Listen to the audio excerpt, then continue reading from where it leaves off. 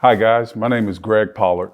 I am the sales manager for Fox 17 in Nashville, Tennessee. I also serve on the committee for Pi Eta Sigma chapter of Phi Beta Sigma Fraternity Incorporated in Williamson County. Today I'm going to read you a book called Last Stop on Market Street. Now this book is kind of interesting because it goes into details and shows how a young man could take his surroundings and actually figure out what the world is all about on a short bus trip. This book is written by Matt De La Pena and Christian Robinson. CJ pushed through the church doors, skipped down the steps. The outside air smelled like freedom. CJ was happy to be out of church. But it also smelled like rain, which freckled CJ's shirt and dripped down his nose.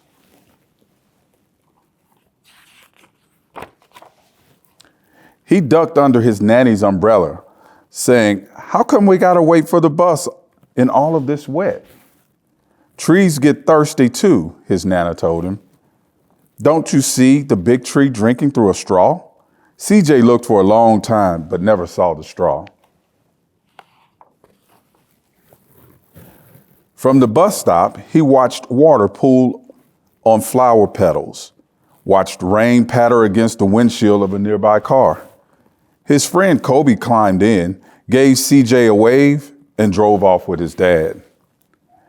"Now, how come we don't have a car?" "Boy, what do we need a car for? We got a bus that breathes fire, and old Mr. Dennis who always has a trick for you." The bus creaked to a stop in front of them. It sighed and sagged, and the doors swung open. "What's that I see?" Mr. Dennis asked. He pulled a coin from behind CJ's ear, placed it in his palm, and told him to have a great day. Nana laughed her deep laugh and pushed CJ along. They sat right up front. The man across the way was tuning a guitar. An old woman with curlers and butterflies in a jar. Nana gave everyone a great big smile and a good afternoon. She made sure CJ did the same. The bus launched forward and stopped, launched forward and stopped. Nana hummed as she knit. "How come we always gotta go here after church?" CJ said. "Miguel and Kobe never have to go anywhere." "I feel sorry for those boys," she told him. "They'll never get a chance to meet Bobo or the sunglass man. And I hear Trixie has herself a brand new hat." CJ stared out the window, feeling sorry for himself. He watched cars zip by on either side, watched a group of boys hop curbs on bikes. A man climbed aboard with a spotted dog. CJ gave up his seat. "How come that man can't see?" "Boy, what do you know about seeing?" Nana told him. "Some people watch the world with their ears." "That's a fact. Their noses too," the man said, sniffing at the air. "That's a mighty fine perfume you're wearing today, ma'am." Nana squeezed the man's hand, laughed, and gave him a great hello. Two older boys got on next. CJ watched as they moved on to the back of the bus. They stood there listening to their earpods. "Sure wish I had one of those," he said.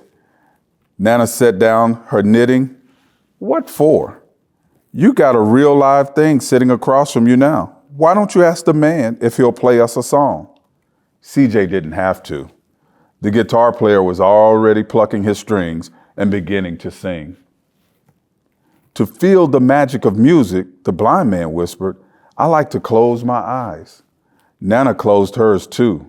So did CJ and the spotted dog.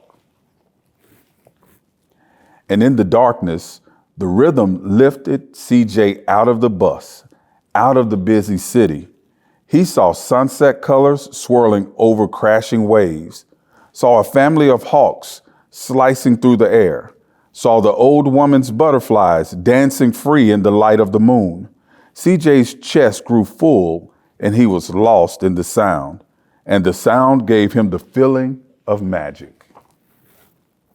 The song ended and CJ opened his eyes. Everyone on the bus clapped, even the boys on the back. Nana glanced at the coin in CJ's palm. CJ dropped it in the man's hat. Last stop on Market Street, Mr. Dennis called. CJ looked around as he stepped off the bus. Crumbling sidewalks and broken down doors, graffiti-tagged windows, and boarded up stores. He reached for his Nana's hand. How come it's always so dirty over here? She smiled and pointed to the sky. Sometimes when you're surrounded by dirt, CJ, you're a better witness for what's beautiful. CJ saw the perfect rainbow arching over the sky. He wondered, how is Nana always found beautiful in the things that don't look so good? He looked all around them again, and the bus rounding the corner out of sight, and the broken street lamps still lit up the bright, and the stray cat shadows moving across the wall. When he spotted their familiar faces in the window, he said, I'm glad we came. He thought his Nana might laugh her deep laugh, but she didn't. She patted him on the head and told him, me too, CJ.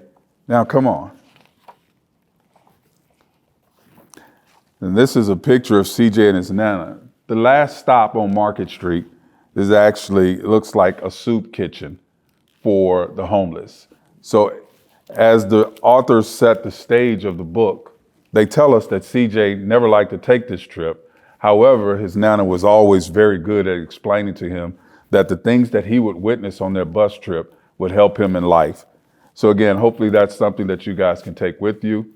I appreciate you for listening to me read to you today.